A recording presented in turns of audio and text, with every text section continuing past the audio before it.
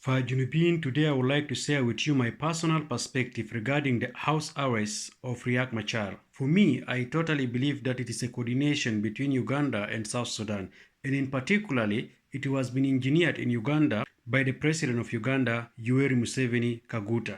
Why will I say that? Because the President of Uganda is a businessman and an economist. He usually exports his soldiers outside to earn money, and every businessman doesn't want to incur losses.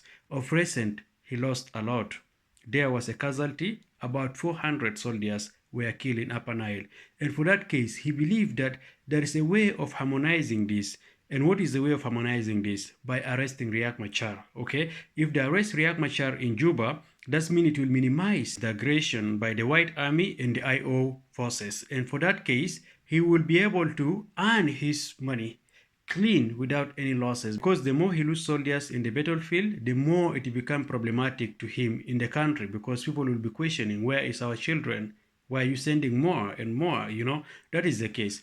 And having said that, what is the tactic that Museveni has engineered? The same tactic that he used on Baby Wine and Kisa Besigye, the tactic of arresting, intimidation, and imprisonment of opposition leaders. However, I don't know why Kiir will not realize it, because in the case of Uganda, Baby Wine, Kisa Besigye, and other opposition members has no military wing, neither a soldiers. But in the case of South Sudan, Riak Machar has enough soldiers that can even turn the country into asses within few minutes. Playing with Riak Machar in this case is dangerous for our country.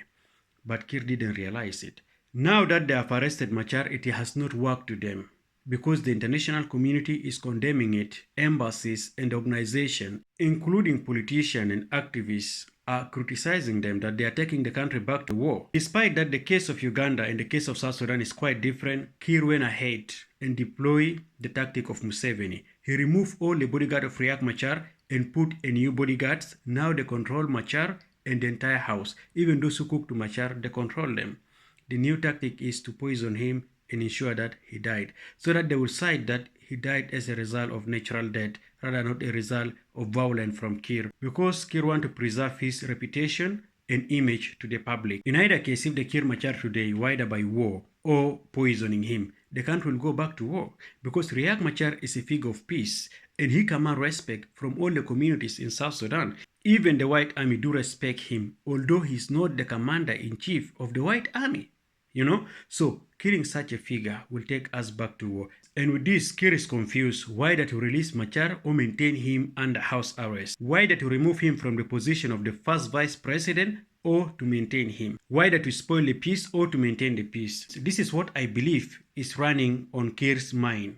In either case, if they believe that by imprisoning Riak Machar, he will never be a president in South Sudan, they are lying to themselves. Because the case of South Africa is a clear example to all of us. Nelson Mandela was been in prison for 27 years, but he became a president. And if they believe by killing him, they will end everything and South Sudan become peaceful, I think they are lying to themselves.